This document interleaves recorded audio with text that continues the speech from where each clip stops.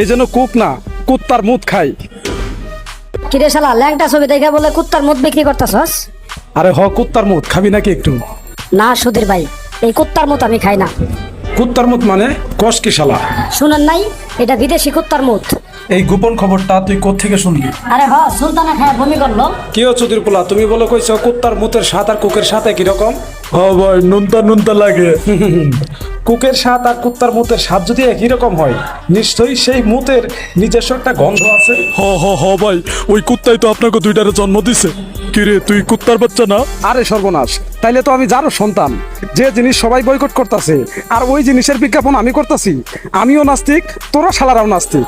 আমার 14 গোষ্ঠী হারামজাদা। এই কুক খাওয়া আর কুত্তার মুত খাওয়া তো একই কথা। সুধীর পোলা এত খরচ বুঝছে।